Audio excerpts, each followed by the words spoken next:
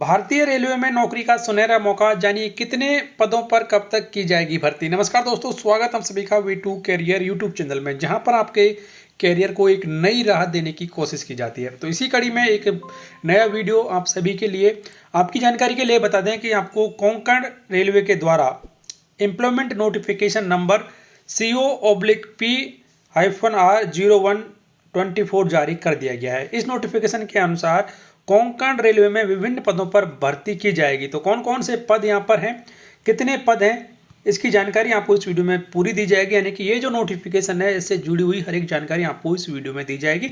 Video को आप last तक जरूर देखें। जानकारी पसंद आए तो वीडियो को लाइक और शेयर जरूर करें। तो सबसे पहले यहाँ पर जान लेते हैं कि जो इम्पोर्टेंट डेट्स क्या रहेंगी इस नोटिफिकेशन की, उसके बारे में। तो यहाँ पर डेट ऑफ जो एम्प्लॉयमेंट नोटिफिकेशन था वो 16 अगस्त 2024 को ये नोटिफिकेशन जारी किया गया था।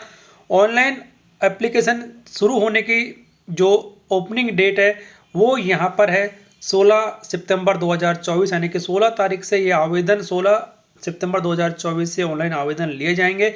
और ऑनलाइन आवेदन करने की जो लास्ट डेट है वो यहाँ पर की गई है 6 अक्टूबर 2024। तो आप 16 सितंबर 2024 से लेकर 6 अक्टूबर 2010 के भीतर इस वैकेंसी के लिए आवेदन कर सकते हैं। तो इन दोनों डेट्स को आप कहीं पर नोट करके रखें, जिससे आपको ये पता रहेगा कि आपको कब से लेकर कब तक इन वैकेंसीज के लिए अप्लाई करना है। तो ये तो बात रही महत्वपूर्ण डेट्स के बारे में। उसके बाद में अब यहाँ पर जान लेते हैं कि कौन कौन इसके लिए अप्लाई कर सकते हैं, यानी कि कौन कौन से कैंडिडेट्स इसके लिए अप्लाई कर सकते हैं। तो स्पेशली यहाँ पर ये कहा गया है कि ऐसे कैंडिडेट्स जो कि महाराष्ट्र, गोवा और कर्नाटका में निवास करते हैं, यानी कि महाराष्ट्र, गोवा और कर्नाटका के मूल निवासी ही इन वैकेंसी के लिए आवेदन कर सकते हैं। इसके अलावा कुछ जो लैंड लूजर कैंडिडेट्स हैं वो भी इसके लिए अप्लाई कर सकते हैं। इसके अलावा जो other than land loser candidates हैं वो भी इसके लिए अप्लाई कर सकते हैं। लेकिन ओवरऑल यहाँ पर महाराष्ट्र, गोवा और कर्नाटका राज्यों में ही कोंकण रेलवे काम करती है। तो इन्हीं राज्यों में रहने वाले जो कैंडिडेट्स हैं वो इसके लिए अप्लाई कर सकते हैं। तो उसमें यहाँ पर कुछ प्रेफरेंस भी दिया जाएगा। जो कि लैंड लूजर कैंडिडेट्स हैं उनको पहली प्रायोरिटी दी जाएगी। इसके बाद में ऐसे कैंडिडेट्स जो कि KR रूट के जो भी एम्प्लॉयमेंट एक्सचेंजेज हैं वहाँ पर रजिस्टर्ड है उनको प्राथमिकता दी जाएगी। और तीसरी प्राथमिकता रहेगी यहाँ पर कर्नाटका, महाराष्ट्र और गोवा में निवास करने वाले कैंडिडेट्स के लिए। उसके बाद में कितनी वैकेंसी यहाँ पर है, कौन से पोस्ट के लिए वैकेंसी है वो यहाँ पर जान लेते हैं। तो नंबर ऑफ वैकेंसी की जब बात करते हैं तो टोटल 190 यानी कि 190 पोस्ट्स पर भर्ती की जाएगी इस नोटिफिकेशन के अनुसार। तो कौन कौन सी वैकेंसी है वो यहाँ पर जान लेते हैं। तो यहाँ पर डिपार्टमेंट रहेगा इलेक्ट्रिकल डिपार्टमेंट में टोटल 35 वैकेंसी हैं, जिसमें सीनियर सेक्शन इंजीनियर की 5 वैकेंसी हैं। टेक्नीशियन ग्रेड 3 जिसकी यहाँ पर 15 वैकेंसी हैं। असिस्टेंट लोको पायलट जिसकी की भी यहाँ पर 15 वैकेंसी हैं। तो इस तरीके से इलेक्ट्रिकल में टोटल 15 पदों पर भर्ती की जाएगी। मेडिकल कैटेगरी में यहाँ पर दी गई है कि कौन से पोस्ट के लिए क्या मेडिकल कैटेगरी रहेगी। उसके बाद में सिविल डिपार्टमेंट की बात करते हैं तो सिविल डिपार्टमेंट में 2 पदों की पर भर्ती की जाएगी, यानी कि सीनियर सेक्शन इंजीनियर और ट्रैक मेंटेनर। जहाँ पर ट्रैक में जो सीनियर सेक्शन इंजीनियर है उसकी टोटल 5 पोस्ट हैं और ट्रैक मेंटेनर की 35 पोस्ट यहाँ पर रहेंगी। तो सिविल डिपार्टमेंट में टोटल यहाँ पर 40 पदों पर भर्ती की जाएगी। उसके बाद में नेक्स्ट डिपार्टमेंट आता है यहाँ पर मैकेनिकल। तो मैकेनिकल डिपार्टमेंट में टेक्नीशियन ग्रेड 3 के 20 पदों पर भर्ती की जाएगी। तो मैकेनिकल डिपार्टमेंट में 20 पद रहेंगे। उसके बाद में ऑपरेटिंग डिपार्टमेंट, तो ऑपरेटिंग डिपार्टमेंट में station master, goods train manager और पॉइंट्समैन, इन 3 पोस्टों के लिए भर्ती की जाएगी। और पदों की संख्या यहाँ पर रहेगी, स्टेशन मास्टर में 10 पद रहेंगे, गुड्स ट्रेन मैनेजर में 5 पदों पर भर्ती की जाएगी और पॉइंट्समैन के रहेंगे यहाँ पर 60 पद। तो इस तरीके से टोटल 75 पद रहेंगे यहाँ पर ऑपरेटिंग डिपार्टमेंट में। तो नेक्स्ट बात आती है signal and telecommunication department की। तो यहाँ पर ESTM ग्रेड 3 के पदों पर भर्ती की जाएगी और टोटल पद रहेंगे यहाँ पर 15। सिग्नल एंड टेली कम्युनिकेशन में 15 पदों पर भर्ती की जाएगी। नेक्स्ट डिपार्टमेंट आता है यहाँ पर कमर्शियल। तो कमर्शियल में सिर्फ कमर्शियल सुपरवाइजर के 5 पदों पर भर्ती की जाएगी। तो कमर्शियल डिपार्टमेंट में 5 पद।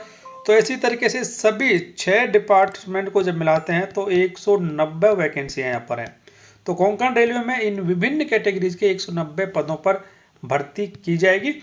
तो अभी तक यदि आपको जानकारी पसंद आई तो प्लीज़ वीडियो को लाइक जरूर करें, चैनल सब्सक्राइब करना ना भूलें, जिससे हर एक यूजफुल अपडेट आप सबसे पहले देख पाएंगे। दोस्तों उसके बाद में देख लेते हैं यहाँ पर कि जो पोस्ट है उनकी स्केल्स ऑफ पे क्या रहेगी, पे स्केल क्या रहेगी उसके बारे में। तो सीनियर सेक्शन इंजीनियर सिविल की जो पे लेवल है वो रहेगी 7 और कम से कम इनिशियल सैलरी यहाँ पर रहेगी 44,900 रुपये। सीनियर सेक्शन इंजीनियर इलेक्ट्रिकल उसका भी पे लेवल 7 रहेगा, 44,900 रुपये बेसिक सैलरी रहेगी। स्टेशन मास्टर का पे लेवल 6 रहेगा और इनिशियल सैलरी 35,400 रुपये रहेगी। कमर्शियल सुपरवाइजर लेवल 6 रहेगा, सैलरी 35,400 रहेगी। गुड्स ट्रेन मैनेजर जिसका कि पे लेवल 5 रहेगा, सैलरी जो है बेसिक वो 29,200 रुपये रहेगी। टेक्नीशियन ग्रेड 3 मैकेनिकल डिपार्टमेंट में और इलेक्ट्रिकल डिपार्टमेंट दोनों में लेवल 2 में भर्ती की जाएगी और 19,900 रुपये बेसिक सैलरी रहेगी। ESTM ग्रेड 3 उसमें लेवल 2 में भर्ती की जाएगी और जो बेसिक सैलरी है 19,900 रुपये रहेगी। असिस्टेंट लोको पायलट यानी कि ALP लेवल 2 में रहेगा और बेसिक सैलरी 19,000 रुपये से शुरू होगी। पॉइंट्समैन लेवल 1 में और ट्रैक मेंटेनर ग्रेड 4 भी लेवल 1 में रहेगा। इनिशियल सैलरी 18,000 रुपये शुरू होगी और अन्य जो भत्ते हैं वो भी यहाँ पर दिए जाएंगे। तो ये इन सभी पोस्टों की जो इनिशियल सैलरी रहेगी वो कौन से लेवल में आएंगी वो भी यहाँ पर बता दिया गया है। तो ये महत्वपूर्ण जानकारी, क्योंकि किसी भी पोस्ट के लिए जब अप्लाई करते हैं तो कितनी सैलरी मिलेगी ये हर कोई जानना चाहता है। उसके बाद में योग्यता यहाँ पर क्या रहेगी वो जान लेते हैं। तो एज लिमिट यहाँ पर रखी गई है, सभी पोस्टों के लिए अलग अलग रहेगी, लेकिन बता देते हैं आपको 18 से 36 साल। तो 18 से 36 साल के कैंडिडेट्स इन पोस्टों के लिए अप्लाई कर सकते हैं। उसके बाद में जो अपर एज लिमिट है उसमें नियमों के अनुसार छूट भी यहाँ पर दी जाएगी। SC ST कैंडिडेट्स को छूट यहाँ पर दी जाएगी 5 साल अपर एज लिमिट में। और टोटल जो एज यहाँ पर है SC और ST कैंडिडेट के लिए 41 साल के यदि हुए तो अप्लाई कर सकते हैं। OBC के लिए यहाँ पर 3 साल की छूट दी जाएगी और मैक्सिमम जो अपर एज लिमिट है वो 39 ईयर्स रहेगी। उसके बाद में एक्स सर्विसमैन को थोड़ी ज़्यादा छूट है यहाँ पर, तो उनको 8 से 3 साल की छूट है कैटेगरी के हिसाब से। PWD कैंडिडेट्स भी यहाँ पर उन्हें ज़्यादा छूट दी गई है, उनको भी कम से कम 10 से और अधिकतम 15 साल की छूट यहाँ पर जो PWD कैंडिडेट्स हैं कि पर्सनस विद बेंचमार्क डिसेबिलिटीज़ उनको भी यहाँ पर छूट दी गई है। तो ये तो रही उनके की एज के बारे में। और उसके बाद में कि कैंडिडेट का जन्म कब से लेकर कब होना चाहिए वो भी यहाँ पर दिया गया है। तो सभी कैंडिडेट्स की जो यहाँ पर एज दी गई है कि उनका जन्म जो है वो 1 अगस्त 1988 से पहले नहीं होना चाहिए यदि वो अनरिजर्व और EWS में है। SC और ST में है तो वो 1 अगस्त 1983 से पहले के पैदा नहीं होने चाहिए। OBC में 1 अगस्त 1985 से पहले पैदा हुआ कैंडिडेट से अप्लाई नहीं कर सकते हैं। उसके बाद में ये बात रही आपकी कि कितनी आपकी एज रहेगी। और उसके बाद में जो बात आती है यहाँ पर कि आपका एजुकेशनल क्वालिफिकेशन क्या रहेगा वो भी जानना बेहद ज़रूरी है, तो वो भी आपको इस वीडियो में बताया जाएगा। तो वीडियो में आप लास्ट तक बने रहें। जानकारी आपको पसंद आ रही है तो प्लीज़ वीडियो को लाइक कर दें, आपके दोस्तों के साथ में शेयर करें जिससे वो भी इस अपडेट के बारे में जान सकें। और यदि अभी तक आपने हमारा चैनल सब्सक्राइब नहीं किया तो चैनल को सब्सक्राइब जरूर कर लें। तो यहाँ पर जो पैरामीटर्स हैं यानी कि एजुकेशनल क्वालिफिकेशन के वो भी यहाँ पर बताए गए हैं। तो कौन सी पोस्ट के लिए क्या एजुकेशनल क्वालिफिकेशन रहेगी वो अनेक्सर ए में दिया हुआ है, तो हमें इसके लिए अनेक्सर ए देखना पड़ेगा। तो जान चलते हैं सीधा यहाँ पर कि अनेक्सर ए क्या है उसके बारे में। तो अनेक्सर ए में हर एक पोस्ट की क्या एजुकेशनल क्वालिफिकेशन है वो यहाँ पर दी गई है। और आपको एक बार और बता दें कि आपको इन सभी पोस्टों के लिए ऑनलाइन ही आवेदन करना पड़ेगा।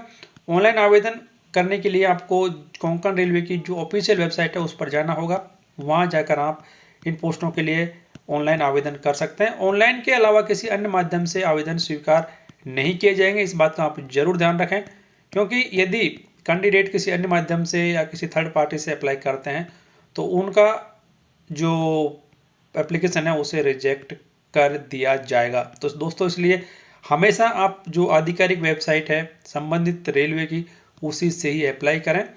तो अब यहाँ पर जान लेते हैं कि जो पोस्ट के लिए क्या पैरामीटर्स हैं, क्या एजुकेशनल क्वालिफिकेशन है उसके बारे में।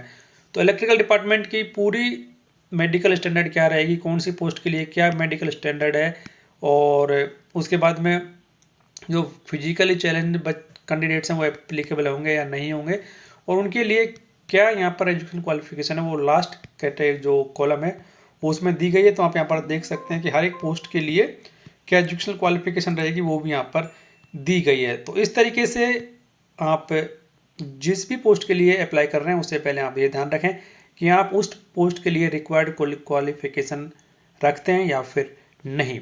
तो मैक्सिमम पोस्टों में यहाँ पर ग्रेजुएशन मांगा गया है, कुछ पोस्टों में मैट्रिकुलेशन यानी कि SSLC और उसके साथ में ITI भी मांगी गई है।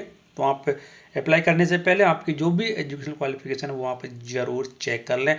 दोस्तों फिलहाल इस वीडियो में इतना ही। उम्मीद करते हैं जानकारी आपके फायदे की रही होगी। तो प्लीज़ वीडियो को लाइक और शेयर कर दें, चैनल सब्सक्राइब और बेल आइकन प्रेस कर लें हर एक यूजफुल अपडेट सबसे पहले देखने के लिए।